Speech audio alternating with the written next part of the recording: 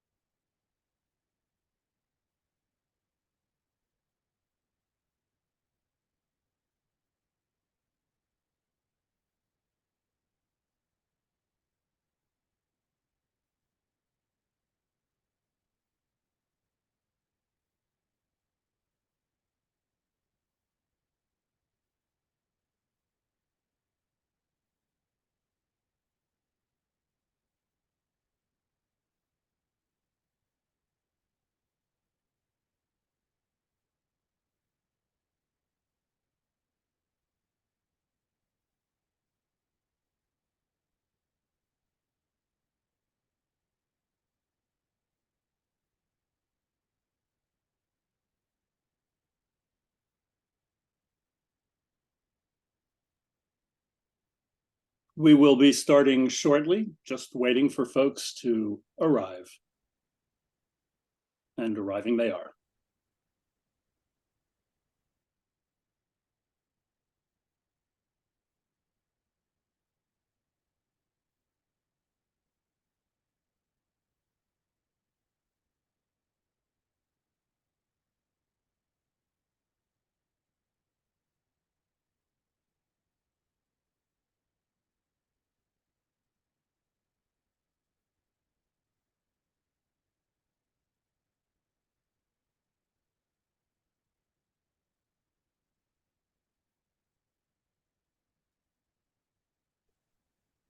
Hello, everyone. Welcome to the Model EV Building Codes Toolkit presentation.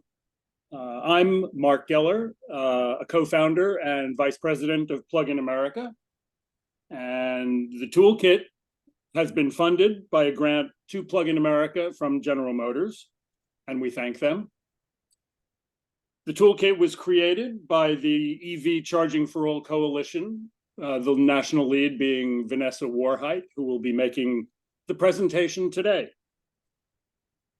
We will take questions via the Q&A box below throughout the presentation. And then once the presentation is completed, we will go through the questions. The webinar will be recorded and it will be available within a day or two for anyone who wants to listen again or share it. So Vanessa Warheit is the national lead for the Electric Vehicle Charging for All Coalition and has been working on code stuff for years. And Vanessa, why don't you take it away? Thank you so much, Marc. It's really great to be here. So hello, everyone. Thank you for spending your Thursday morning or afternoon learning about codes. As Marc said, my name is Vanessa Warheit. I'm the national lead for the EV Charging for All Coalition. I'm delighted to present this toolkit that we've been working on for the past year. And just a brief note, in addition to being a policy advocate and someone very deeply involved in EV codes, I've been an EV driver since 2014. These photos are me with my son when we got our very first EV, Frankie Fiat, and 9 years later when we helped him buy his first car, which he promptly named Franklin Fiat. And since then, our family has also had a Chevy Bolt and now a Tesla Model 3 as our only family car. So in addition to my professional experience, I have lived experience as an EV driver and charging my EV as both a renter and as a homeowner with both on and off-street parking.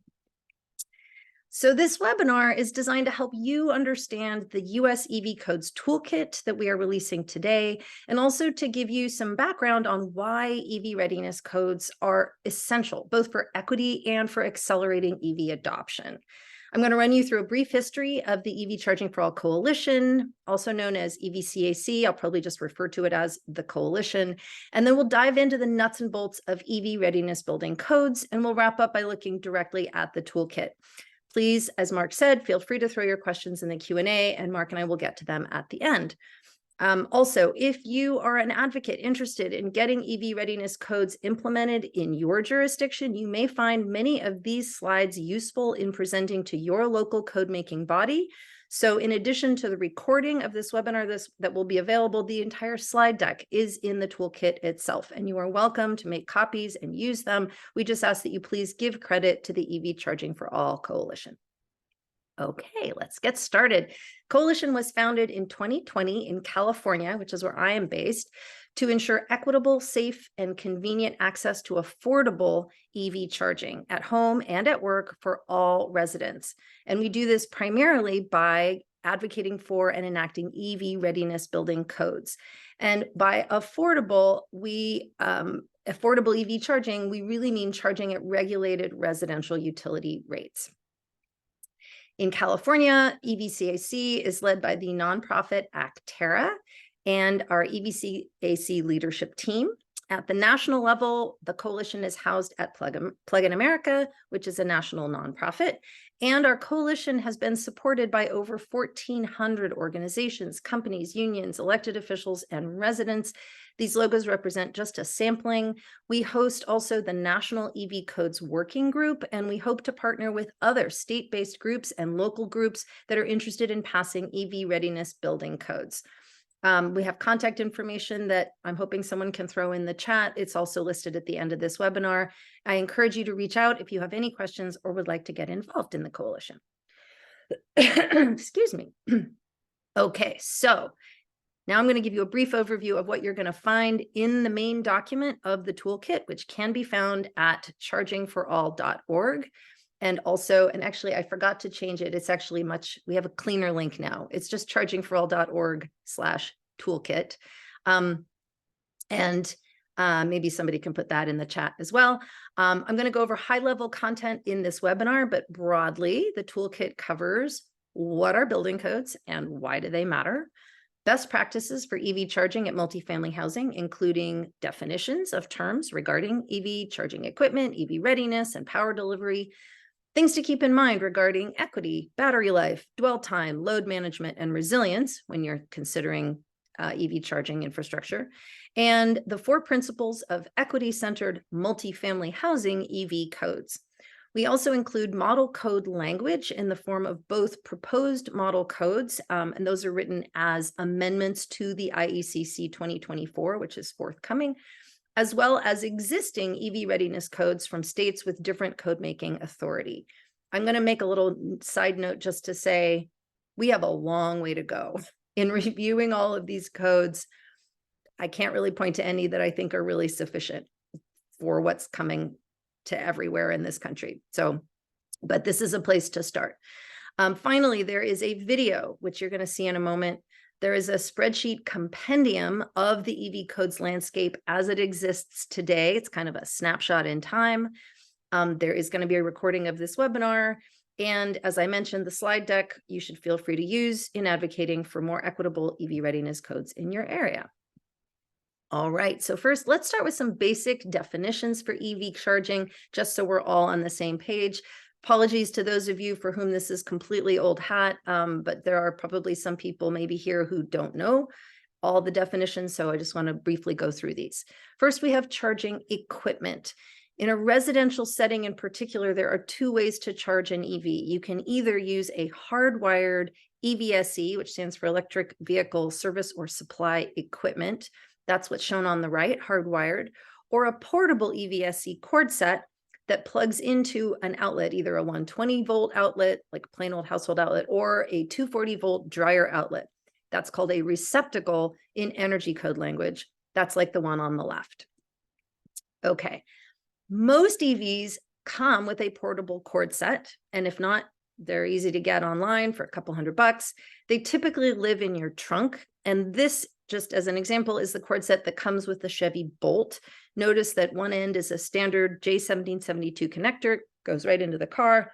The other end can plug into either a regular old 110 volt outlet or a 240 volt receptacle, often called a dryer plug.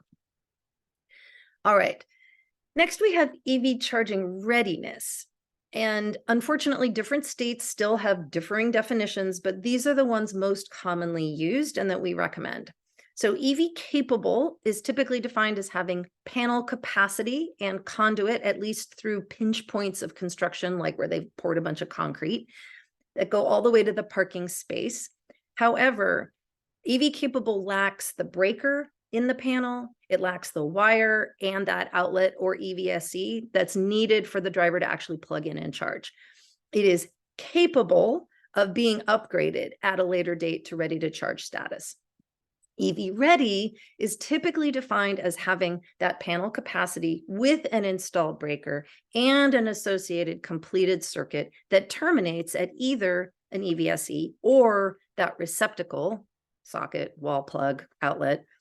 And some EV ready definitions allow for that circuit to terminate in a blind junction box, that blank box you sometimes see. That requires an electrician to come back to install either a receptacle or EVSE to make it fully operable. So in our recommended residential and commercial model code language, you can see exact wording for all of these.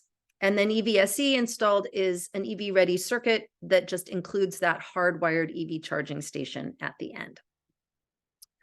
Okay, and then make ready is a broad term that refers to infrastructure. And sometimes people get confused between make ready and EV ready. Make ready is just means the basic background infrastructure, panel capacity, maybe breaker, conduit, maybe wiring, maybe a junction box that precedes and supports future installation of either that charging receptacle or EVSE. Okay, the last thing you need to understand is power delivery. I'm going to go through these very quickly, but basically level 1 is trickle charging, plain old household outlet. It delivers 16 amps on a 20 amp AC 110 or 120 volt circuit. It adds about 3 to 4 miles per hour of charging. Low power level 2, that's delivering 16 amps on a 20 amp 208 or 240 volt AC circuit. That adds about 10 to 13 miles per hour of charging. Then there's full level 2, typically equivalent to a dryer outlet. That delivers 32 amps on a 40 amp 240 AC circuit.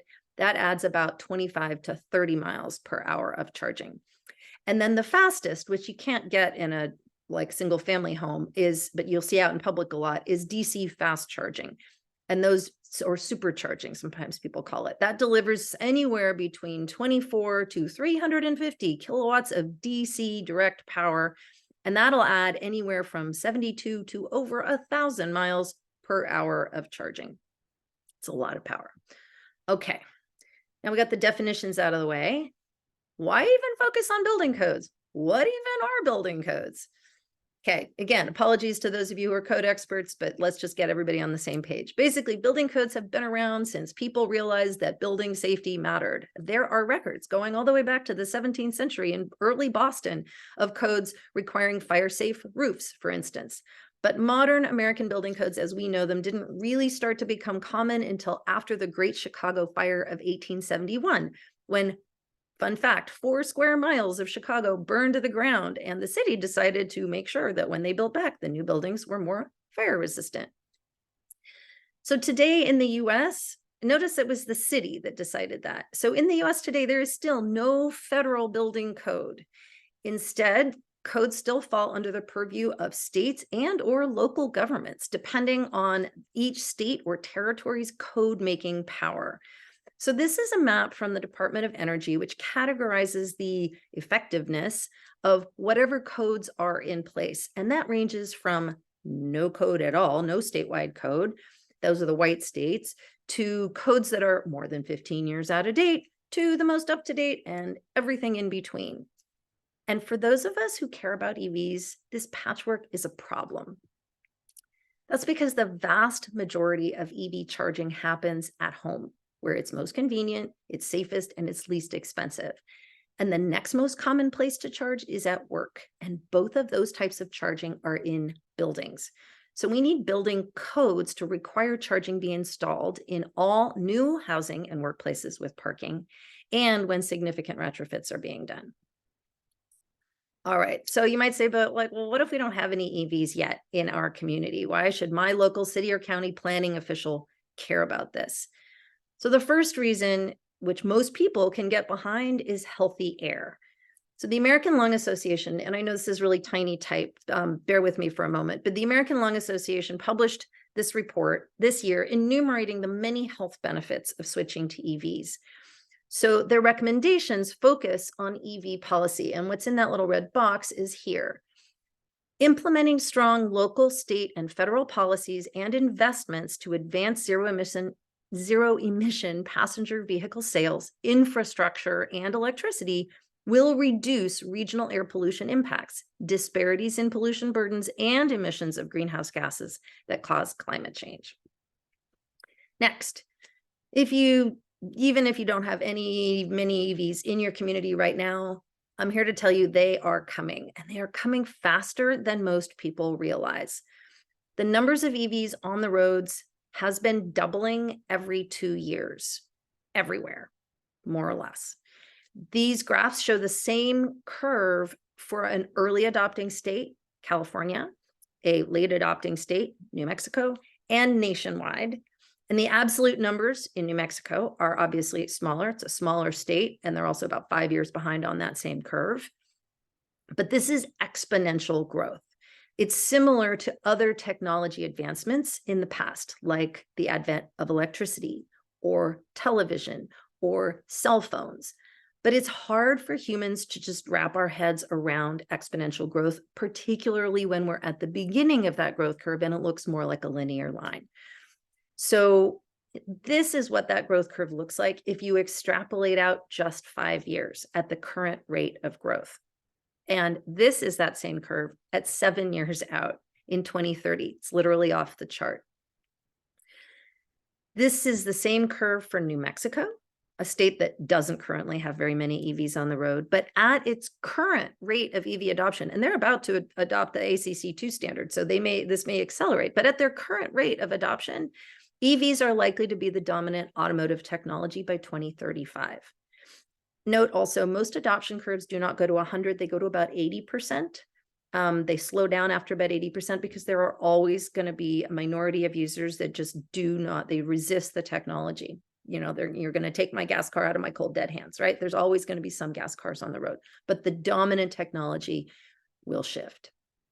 Okay, that's good news for clean air. It's good news for the climate. More good news is EVs are also getting cheaper all the time. So this is from a recent report from last year from the ICCT, a very reputable think tank. This graph shows projected vehicle prices for cars with varying ranges, so varying size batteries. There's another graph that they also published, very similar for trucks. And the dashed black line is the average cost for a conventional gas car. So the study showed that battery electric vehicles with a 150 to 200 mile range, that's like my Tesla Model 3, will be at price parity with conventional vehicles between next year, that's this year, 2023 and 2026. And longer range vehicles, they said, will reach price parity soon afterwards.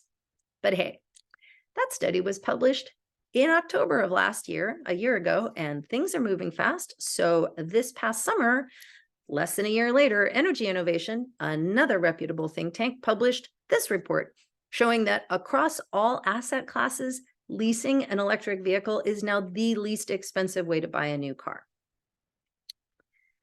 This phenomenal growth is due to a lot of things, but in part, it is due to the massive investments coming from the bipartisan infrastructure law and the Inflation Reduction Act, which have injected billions of dollars for a complete transformation, not just of charging infrastructure, but of the entire auto industry.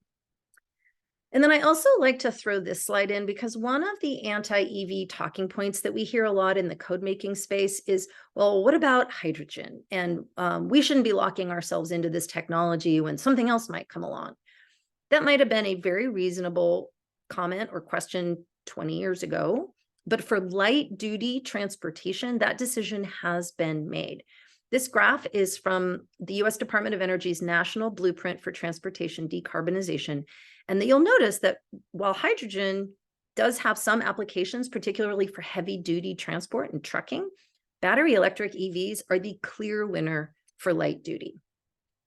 Okay, and some more good news. Prices on used EVs, which went up along with everything else after the pandemic, have been coming down quite a lot. And every year that the auto industry pushes out more EVs means more used EVs are now also on the market. Okay, but remember I told you that most EV drivers charge at home? So in California, where 25% of new car sales are now EVs, the overwhelming majority of EV drivers live in single-family homes and duplexes. That trend holds true across the country. People who don't live in single-family homes with off-street parking typically are not able to take advantage of this lower-cost, healthier mode of transportation. So this brings up the issue of equity for residents of multifamily housing, and it's where the coalition really focuses a lot of our work. I love this image, and I apologize that the quality of this one is a little bit blurry, but I think it does a fantastic job of describing equity, which requires addressing existing disparities between affected parties.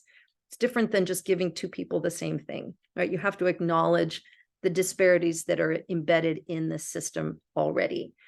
So if we shift the analogy from watching a baseball game to accessing affordable EV charging at home, multifamily housing residents who are interested in getting an EV, and there are a lot of them, typically lack the knowledge of what's in the walls, if there's wiring or not, the authority to call an electrician, and the resources and incentives to spend those resources to invest in what is essentially someone else's property. Even upgrading EV-capable spaces to full EV-ready or EVSE is next to impossible for multifamily residents. So equitable access requires plug-and-play access to EV-ready charging at a minimum, or EVSE, for apartment and condo residents at the same residential rates enjoyed by residents of single-family housing. One of the solutions often discussed for how to extend charging to multifamily residents is public DC fast charging. But this is an inequitable solution because it's more expensive and less convenient, and also generally harder on the EV. And it's also inequitable to force multifamily residents to use commercial charging at home, especially if it's in brand new housing where we can definitely do better. So this little video, and we tested it yesterday, so I hope it works. Somebody on the tech team give me a sign if it's not working. But this is a little 2-minute video. It's included in the toolkit. It shows what that inequity looks like. How much does it cost to charge an electric vehicle? Well, it depends on the type of housing you live in. Meet Sven and Suzette. Each drive a Chevy Bolt EV, and they each drive about 14,000 miles per year. Neither of them ever pays for gas. Sven lives in a single-family home where he can charge in his driveway. Suzette rents an apartment and must rely on commercial EV charging stations installed at her complex. While Sven just pulls up and plugs in, Suzette often has to circle around and wait for a charging spot to open up. Sometimes, she has to check back multiple times. Meanwhile, Sven is getting some work done while his car charges. His EV will be fully charged when he needs it in the morning.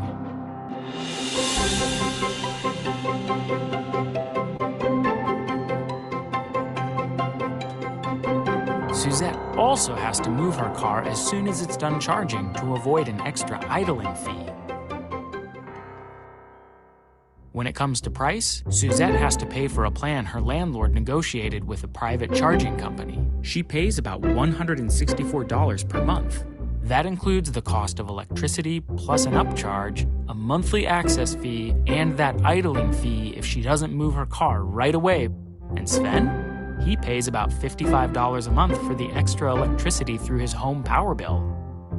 Everyone deserves equal access to affordable EV charging. It shouldn't matter whether you live in a house, condo, or an apartment. There are lots of solutions, and together we can make a difference. If you'd like to help ensure affordable EV charging for all, please join us.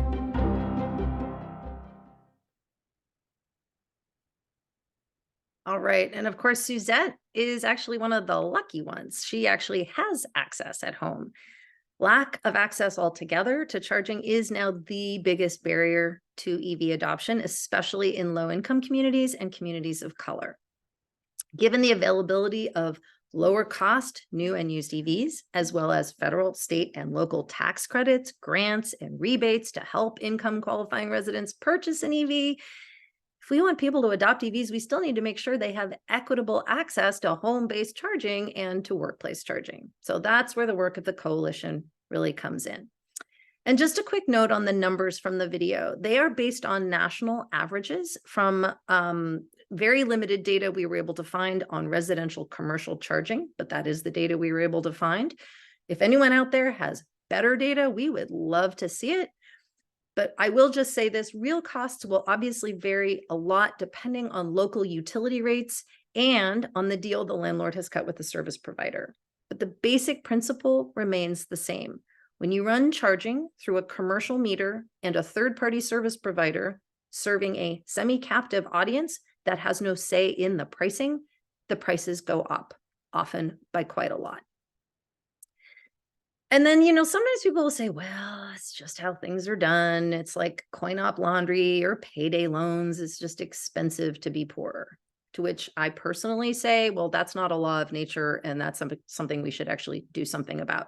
But even if you agree with that thinking, EV advocates, people who want more electrification of transportation, really ignore multifamily housing residents at their peril.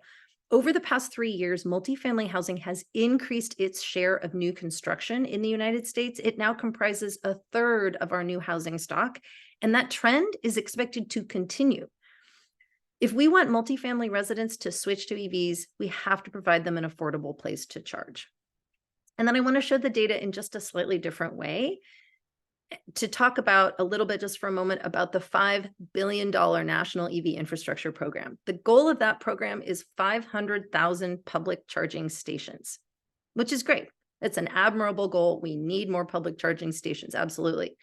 But in the United States, there are approximately 1.5 million new housing starts every year, 500,000 of which every year are multifamily housing, and most of them have parking. And we need to electrify that parking while it's being built. And that is because installing during new construction is way, way, way cheaper.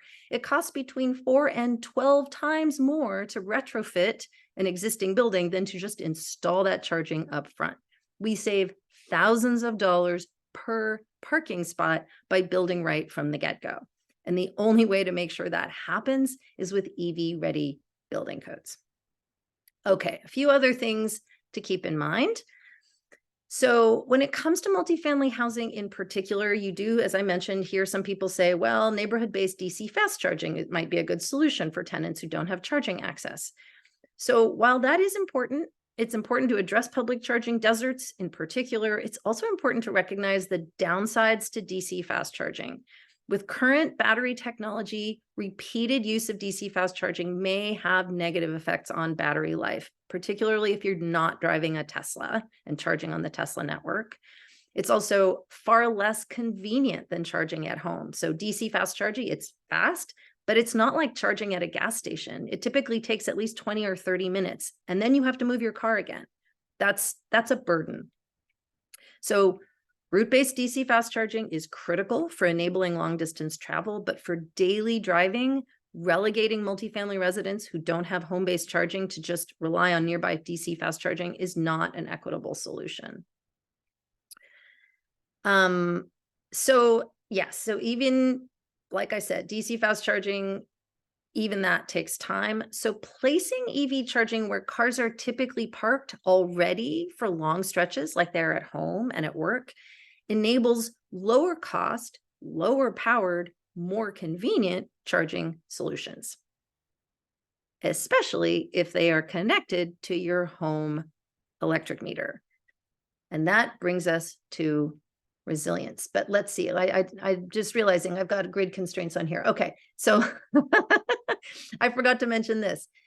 EVs are actually good for the grid. They represent just a tiny percent of the electricity demand. We're finding that in California. It's not a problem at all to be charging the EVs that we have. They actually help with load shifting. And what we're going to talk about in a minute is resilience. They can supply backup power with vehicle to grid, or more immediately vehicle to home, but V to X, which is a vehicle to whatever you want to plug it into, which is coming. So as the planet keeps on warming, and unfortunately it is still warming, we are going to be getting increasing numbers of extreme weather events. They are now the leading cause of power outages. The beautiful thing about EVs is that they're both a way to mitigate against these climate disruptions by reducing vehicle emissions, but they are also a way to make us more resilient because they provide clean emergency backup power. So we need to make sure that that clean emergency backup power is available to multifamily buildings, not just single family buildings, and that multifamily residents have access to that same resilience feature. All right, another consideration is load management. Broadly speaking, load management works by spreading a small amount of power out over more parking spaces. So people share power rather than sharing a space. It adds convenience for the driver. It reduces the amount of power needed in the building. It could be a huge cost savings. So this figure shows what happens when 5 spaces are sharing an EV charging load. You've got 2 drivers that show up. They need a charge at 5, 1 more shows up at 6, 2 more show up at 8. The power flows to where it's needed, when it's needed, and no one needs to interrupt their dinner and step on the Legos and get out of the house to go move their car. That's great. Load management, just so you know, it's also sometimes called energy management systems, or EMS. Sometimes it's also referred to as ALMS, or automated load management systems. It can be a great solution in some situations. Just keep in mind, EMS also requires a third-party entity to manage it, which necessarily adds both upfront cost, that's for the fancier network chargers that are required, and ongoing operational costs to manage the software and the billing. So for these reasons, EMS may be an appropriate solution for commercial and workplace structures where economic incentives are aligned to ensure equitable pricing for drivers. And with appropriate pricing controls in place, it may also be useful for retrofitting older multifamily housing, particularly when the cost to bring in additional electricity is exorbitant. It can be super high in some places to add electric power to a building. But sometimes it might just be most cost effective to just install like super low cost non-network chargers and then either give the power away, places where electricity rates are super low, or to collect just a small fixed all you can eat monthly amount and then just collect that as a fee. So these are all options to keep in mind. Okay, so taking all of these considerations into account, the coalition has come up with what we call the 4 principles of equitable multifamily EV building codes. Briefly, they are: 1, provide each household unit that has parking with at least 1 EV-ready parking space. That's instead of requiring a certain percent of parking spaces, which is typically what's done in commercial zoning and codes, because, for all the reasons. EV capable, where you still have to call an electrician to pull those wires and be able to plug in, that is not a solution for people who live in apartments and even condos. We call it EV incapable when it comes to multifamily. So we recommend EV ready, 1 per housing unit that already has parking.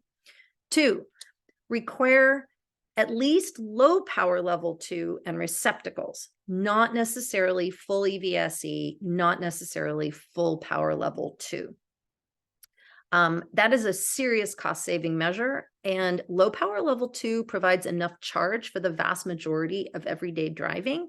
And that portable cord set, that's an aligned incentive for the multifamily tenant. They can take that with them when they move. They can sell it with their car. It's their property. It makes sense for them to own it. And then they can plug it right into the electrical receptacle. All right. Principle number 3, wire that receptacle or EVSE directly to the corresponding unit's panel or meter. Apartment managers and HOA managers really don't want to have to figure out how to bill residents. Some of them are happy to profit off of them.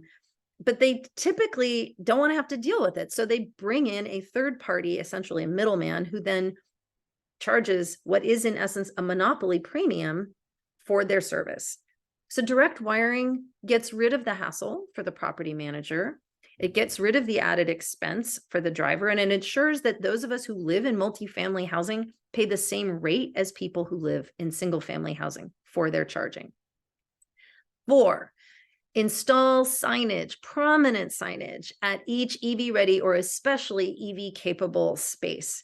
Having that signage at the space, not just hidden in the walls or hidden at the panel somewhere, communicates to the residents that these spaces are pre-wired or wired for charging an EV. That encourages adoption and encourages conversation. And it is especially important when it's EV capable and there's still more work that needs to be done to make it available. All right, so what does that look like in actual code language? So I mentioned that we started the coalition originally in California in 2020. California has a base state building code called Cal Green, and it had required EV capable wiring in 100% of single family homes back in 2015. But in multifamily homes, only 3% were required. 3% of spaces were required.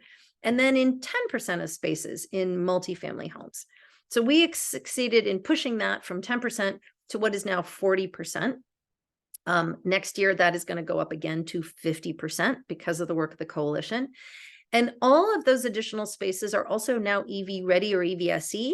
So there's no more EV capable for multifamily in the California code. That means they're plug and play, not just make ready. And there's no need to call an electrician out for brand new buildings anymore to make it functional. That's awesome. California's code language is included in the toolkit, along with code language from other states with differing kinds of regulatory authority. So California has what's called a reach code state. It's a state that allows, it has a base code that sets a minimum floor, but it also allows local jurisdictions to go above the state code with what are called reach codes. So TRC companies created this wonderful graph showing how state codes in California, Washington, Illinois, and Oregon, those are the ones on the left, break down in terms of how much EVSE, EV ready, and EV capable is required in their code. They also looked at local California reach codes in local jurisdictions. Just a few things to note here. The chart does not distinguish between different types of EV ready. Some might be level 1, some might be level 2, some might be low power level 2. It also assumed only multifamily buildings with over 20 units. Some cities have different percentages for below 20 units. We don't think that is appropriate at all. Just because you live in a 4-unit building or a 20-unit building or 40-unit building has really no bearing on whether you're more or less likely to drive an EV. And the figure does not show cities that just follow, doesn't show cities that are just following Cal Green. It also doesn't show cities that are following tiers 1 and 2, which are the special extra tiers that cities can follow of Cal Green, one of which actually is our recommended approach. I believe that is tier 1 option B, I think. And of course, yeah, so this is a little bit of a snapshot, but it gives you an idea of what a state that is farther along on that curve has been doing at the city level as well. So TRC also made this beautiful chart to illustrate commercial or non-residential EV codes. You'll note that typically those are lower numbers. Preference has been to assign higher percentages in residential parking. That's an acknowledgement of, first, that's where the vast majority of charging happens. And it's also an acknowledgement that for multifamily, for all the reasons that I've given already, that it's an equity consideration. In commercial charging situations, the incentives are much better aligned to spend that money on retrofits later if you should so choose. Okay, in the toolkit, in addition to that actual EV readiness code language from various jurisdictions, you're also going to find some of our recommendations, and they are in the form of amendments to the anticipated 2024 IECC. It is expected to be the first IECC to contain EV provisions. There is a threatened appeal, but it looks, we are all crossing our fingers, and we are hoping that the appeal will not work, and that it is finally going to be included in the IECC. That IECC code is the model code that most code making bodies use to start with when they're crafting their EV codes, whether that's at the state or at the local level, if it's a city that has a home rule state authorization. We are hoping that EV advocates and code makers out there will be able to use our suggested language to strengthen and make more equitable their community's EV provisions.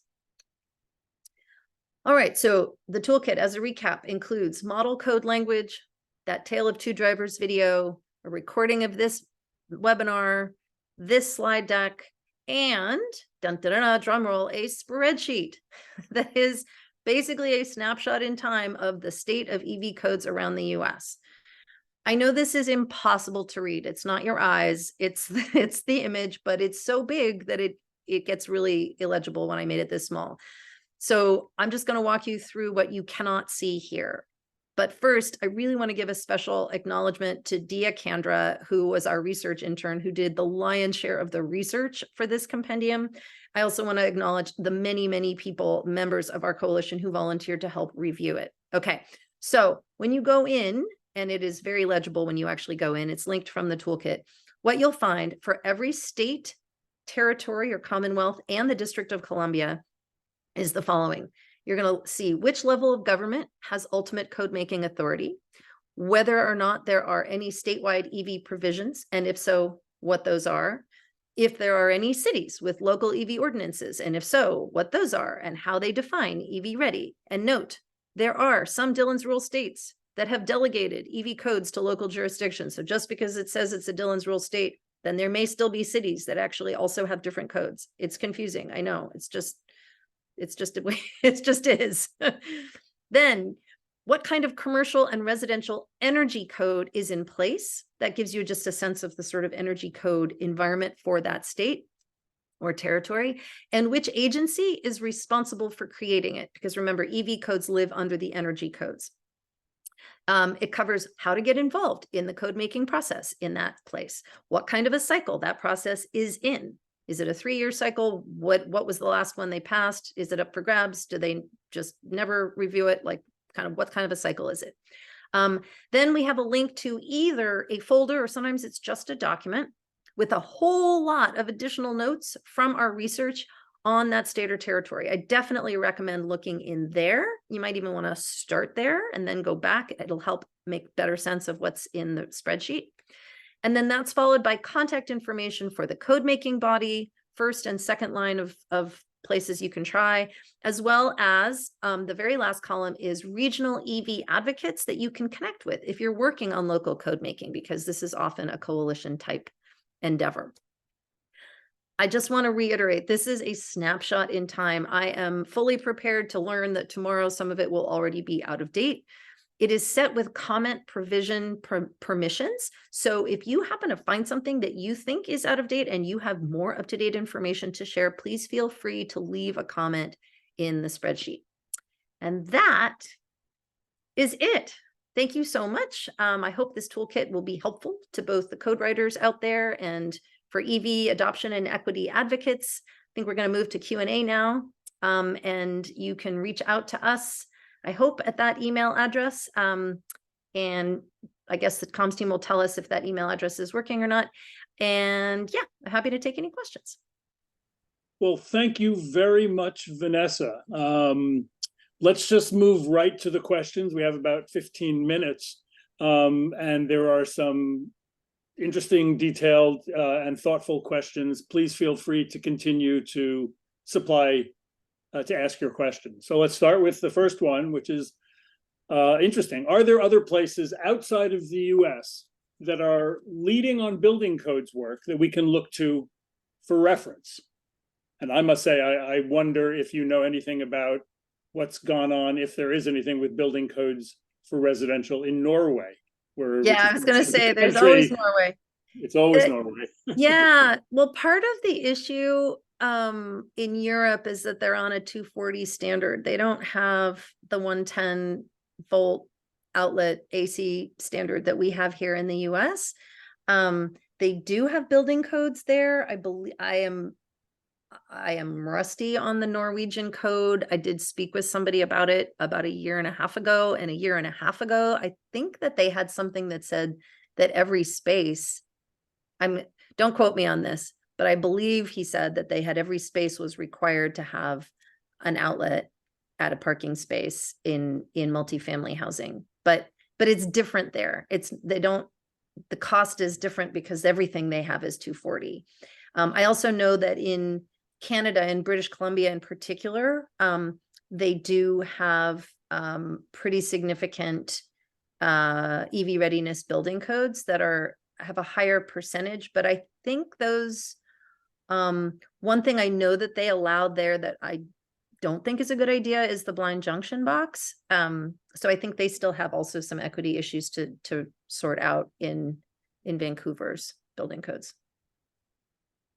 Great. And it may or may not be relevant, and it's not something I understand totally, but they're also in Europe usually on 3-phase power, which changes things.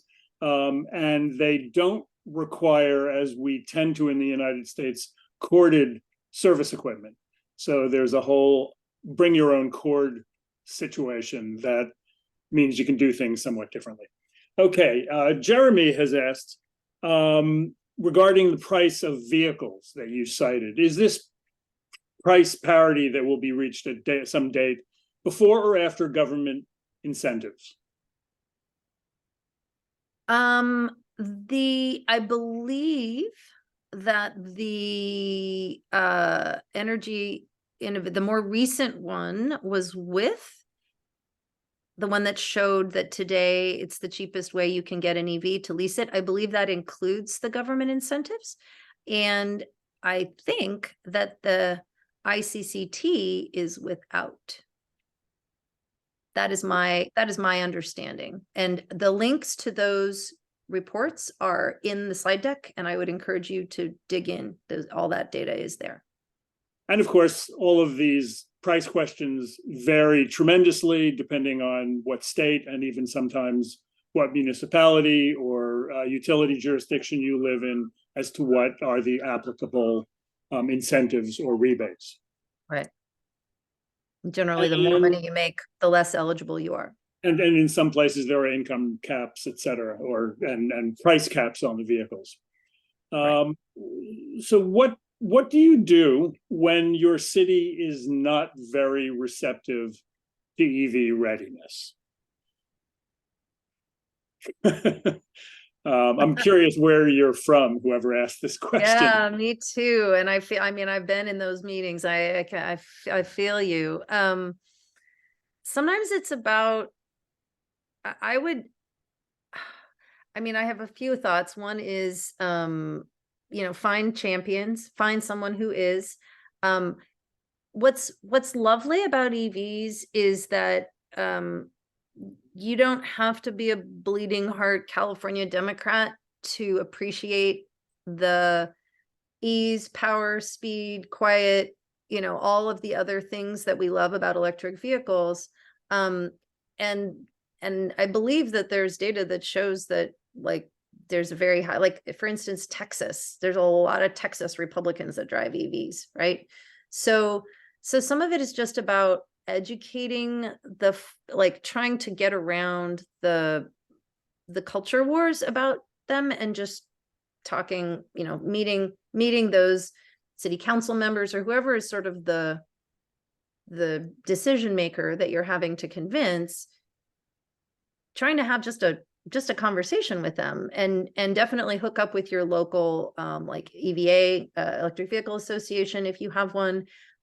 Check that right-hand column, see who's maybe operating in your state or city, and then see if you can't get them to show up to a Drive Electric event, or talk to their local dealer or whatever, because it is coming. Okay, moving along. DJ Joe asked some more question about the price chart, and I think you can probably dig into the information that Vanessa has given you to find out where the data came from. And again, prices vary very much by where you are.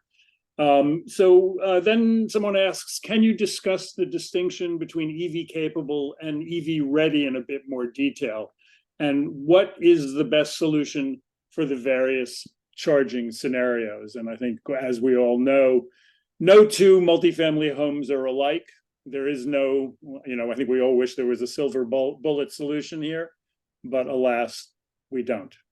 So I mean, one thing I would love for somebody to do is a like a taxonomy, because there are certain, I mean, Mark's absolutely right. There are certain, every building is in some ways unique. However, when you start to aggregate buildings, there are buildings that are of a certain style and of a certain vintage and of a certain geography, and they can be clustered, and then you can have sort of best practices for that particular type. So it would be really great if we had a typology, and if anyone out there is a funder and wants to fund something like that, let's talk. So that's one thing to keep in mind. The difference between EV capable and EV ready, very on the most basic level from the driver's perspective, is that with EV capable, you cannot charge your car today. With EV ready, you can. You go, if either with the cord set that came with your car, or if for some reason it didn't come with your car, you go online and you order on Amazon for a couple $100 and you get a charge cable and it lives in your car, and then you plug in. EV capable means that when they've designed the electric panel, they built it big enough that there's power coming into it enough to charge an EV. One other thing I want to point out, the National Electrical Code now requires that full level 2 capacity be brought into the panel if you are going to have an EV capable circuit coming off of it. And the good folks at Lawrence Berkeley National Labs are pushing back on that, saying that's kind of that's overkill. That's like a lot more power than you really need to just, a whole lot of us just charge our car on a trickle charge, right? Like, you don't need full power, 40 amp level 2, blah, blah, blah. Like, you don't need that. But it's a fire concern, right? This is the National Fire Protection folks that are setting the National Electrical Code. So the compromise is, if you have a completed circuit, which an EV ready circuit is, it's complete, right? You can charge on it. That last piece of the circuit is an outlet that is NEMA rated, that has what's called a nameplate capacity. It says this is only going to serve a certain shape plug that will only draw so much power. And so in that case, then you can have a lower amount coming in, and it's a power saving and a money saving to the building. So I don't know, I hope that made sense, but yeah, well, I'm just going to throw in a little thing, which is that I think part of the work that we've been doing, because I've been involved in this to some extent as well, is that we hope to shape the way buildings look in the future. I mean, the part of the problem is that the designs are not made for electrified parking, and probably some of this could be done better. Which leads into the next question from Chris, which is, how do we ensure, and let's try and keep your answers brief so we can get through as many folks as we can. Sorry. We have about 6 minutes left. So how do we ensure that there is adequate access to charging, but avoid building too much parking, which can increase housing costs and encourage sprawl? Totally agreed. What I like to say is the world does not need more parking. I am 100% in favor of transit-oriented development and car-free cities. I think it's sort of ironic that I work on EVs, because I'm not particularly a car lover, but I'm also very pragmatic. And the fact is, we have a huge infrastructure already built for cars. And if we keep driving gas cars on them, we will fry the planet and we will choke our children. And that's silly, because we've got a much better solution. So while we are making that shift and putting in more transit and putting in more electrified transit and more micro mobility and more walkable streets, all of that needs to happen. But people are unfortunately going to still need cars, because I don't know if you've been out to the burbs, but like everything is car based. So we need to do both. And so we don't need more parking, but if we're going to build it, we have to electrify it. Great. Yes. DJ mentions a kind of technical issue here, which is some local electrical codes prohibit adding multiple EVSEs on a single branch circuit, whereas other jurisdictions provide an exception for load managed EVSEs. And I think that's what's been happening in California. Is there any effort being made to come up with a single cohesive ruling or regulation that would allow for multiple EVSEs on a single circuit? And I think I can anticipate the answer, which is that unfortunately we do not have a cohesive building code universe in the United States. Yes, that is absolutely true. And I was just looking at the code last night, and I should be able to answer this, but it is in the toolkit. So the proposed IECC code is in the toolkit, and I believe that it does have an EMS provision that allows for that. So in fact, I'm actually going to say yes, it does. So in the new IECC 2024 coming out soon, the draft of which is linked from the toolkit amendments documents, that there is language in there. But yeah, we need a lot more. Advocate for the Department of Energy to fund codes work, because we need people working on this in all 50 states plus territories plus DC.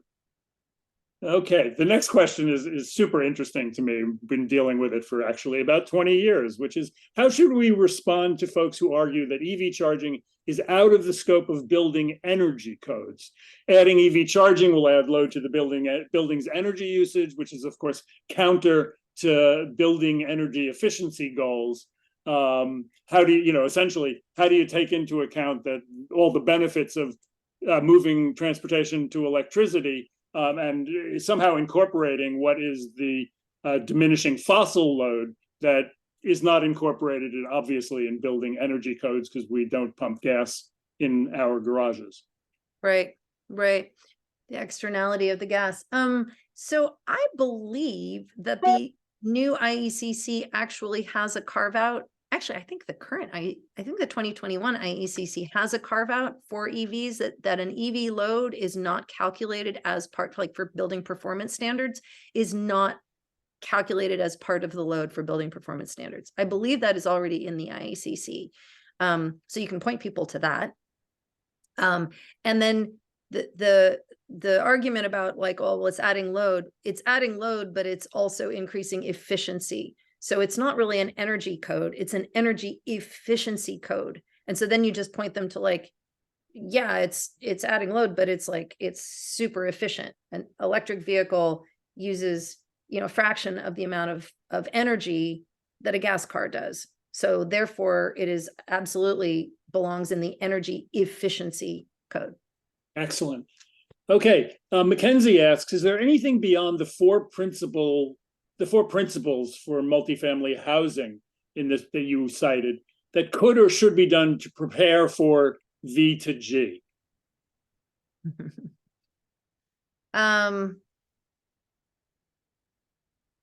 That's a really great question. I mean, the direct wiring is the first step, because if you don't have direct wiring, where's that V to G going to go? That ends up being a utility and OEM question.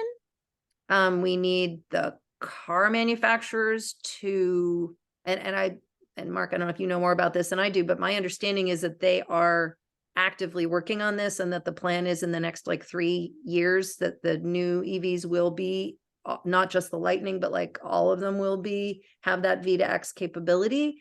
My understanding is that the bigger challenge is the grid.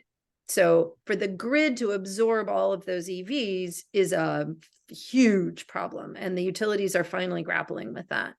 In the meantime, having V to H, vehicle to home, is a much more manageable problem. That's a problem of just like, you need the right inverter on your panel. Like, we actually could do that here at our home. Like, that is doable. It's not trivial, but it's doable today if you have the right vehicle. So it's a vehicle issue, it's a design issue, and it's a utility issue.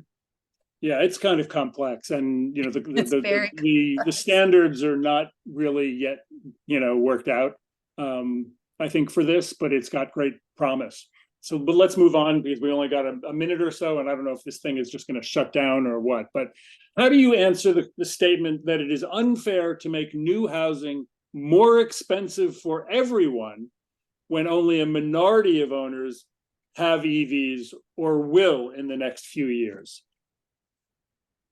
Well, first of all, it's not much more expensive. We calculated it, it's about 0.5% of the total budget. So we're not talking a big increase in cost. It is a massive savings over the cost of needing to retrofit what will essentially be a brand new building. So buildings typically, I mean, let's say you have a 30-year mortgage on a building, you'll be 5 years into it and you'll be like, oh, oops, all the cars coming out are EVs. I need a place to charge. What am I going to do? I'm going to have to trench and spend thousands of dollars per space to do that. Like, that is a burden that we should not be putting on property owners. So I would turn it around. Well, we are at time. And to be honest, I fear that what's going to happen is we're all going to, this thing is going to suddenly shut down. And if I'm wrong about that, I'm happy to stay for a few more minutes to try and answer the additional questions. I'm happy to stay for, I can stay for like 5 more minutes. Okay, well, let's just go through some of these. It's 1 after and it hasn't kicked us out. Okay, so we're going to just try and hopefully we can get through a few more of these things. Let's see.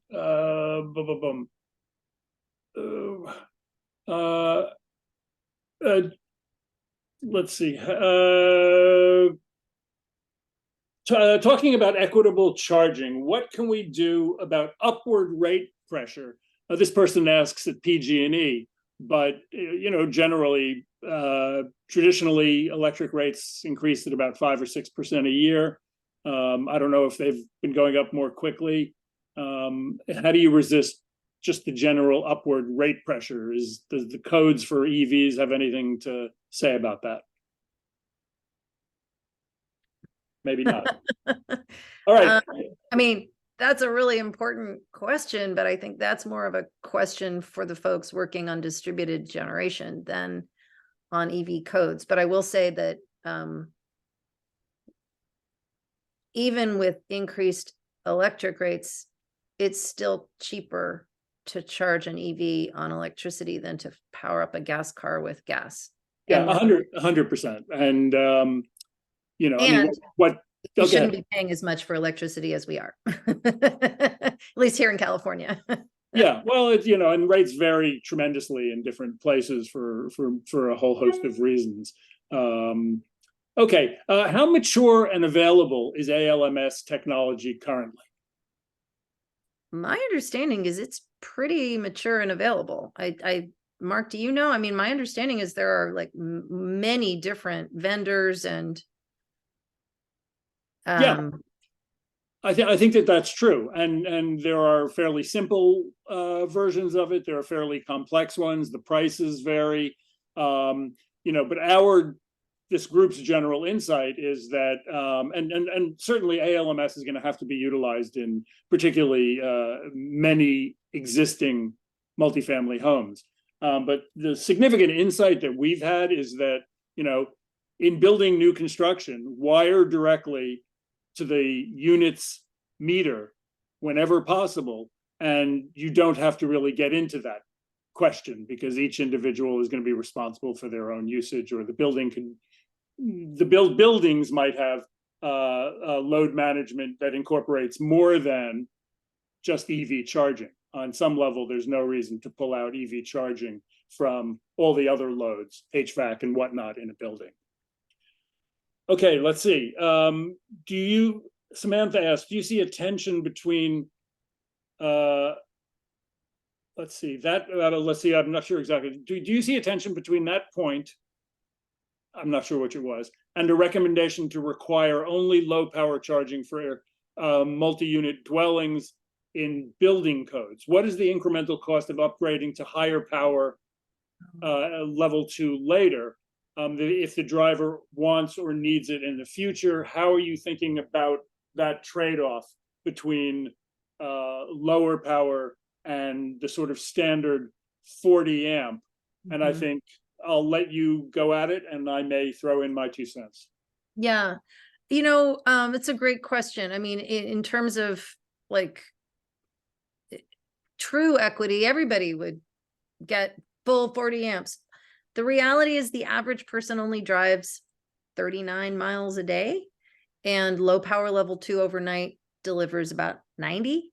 So, because of the, again, just being pragmatic, access to power for charging is always better than no access to power for charging.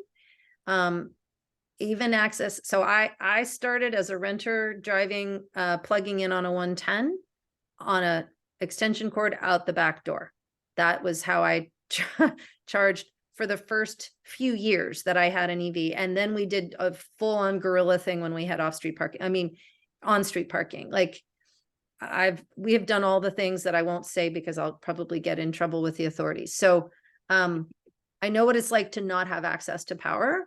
And I will just also, as a side note, say, I think it's really important that the people making code have that experience so that they can ensure that people get access that they need. Yes, it would be nicer, especially if you are sharing, like if you've only got one space and you have 2 cars and you're having to share back and forth. Yes, there is a cost to increasing it. It's not insignificant, but it's not huge. And it totally depends on what kind of a panel you have and what kind of other energy saving measures are in your building, et cetera, et cetera, et cetera. So if you're a renter, the mountain you might need to climb to get that low power level 2 bumped up to full level 2 might be significant. However, low power level 2, what we have realized is that the building industry is very powerful and they don't want to put in any charging. And so lowering the cost so that it is really so slim, it's that 0.5%, and saying, look, this is not very much. It's going to increase the desirability of your building. It's going to make people want to stay in your building and not move out because they don't have access to charging, right? If we can make those arguments with the builders, we get farther and we get more access. And then, maybe next year or the year after that, as people start seeing more of these EVs on the road, we're going to break that down. And then maybe everybody will get one space maybe every space will be low power level 2. And then you don't have to share spaces at all. And it's not an issue. But for where we are right now, that's how we're thinking about it. Thanks. Yeah, this is an interesting area. I mean, the big secret kind of is the number of people who get an electric car, plug it into their home 120 volt outlet, and discover to their surprise, perhaps, and certainly to the surprise of maybe the people who sold them the car, it gets them all the charge they need, and they don't have to spend another couple of $100 or a couple of $1,000 getting ready for a full level 2 charger. So, okay, let's get another question in before we have to go out, which is Gregory asks, have you approached ASHRAE to get language into the 90.1 standard, or why not in the building code rather than the energy conservation code? That sounded so down in the weeds. I really figured I'd put it out there for you as a challenge. Yeah, no. So the hope is that we will tackle ASHRAE next year. That is the hope. Again, if there's any funders out there who want to fund that work, we would love to talk to you. But yes, absolutely. And ASHRAE, for the folks who don't know, is the commercial code for us. And we definitely think that there's a lot of room for improvement there. And we'd like, and ASHRAE and IECC kind of push each other. I think ASHRAE tends to push IECC more, but, and then in terms of getting it in the building code, my understanding is that is sort of a bridge too far, from the folks who were at New Buildings Institute. I believe a while back gave me that information. So I think it really, for now, it's going to live in the IECC. That is a fight unto itself. I mean, I mentioned that there's an appeal threatened. So we'll see if it even survives there, but the hope is that it will at least survive there as a foothold. Maybe someday it will be in the IBC. I don't Okay, know. well, thank you, Vanessa. Thank you, everyone, for your attendance today, for your really excellent questions. Sorry we couldn't get to more of them, but we do have to go. Get in touch with us if you want to support us in our work. And thank you, Plug in America, General Motors, the EV Charging for All Coalition, and most of all, thank you all for your attendance. Bye.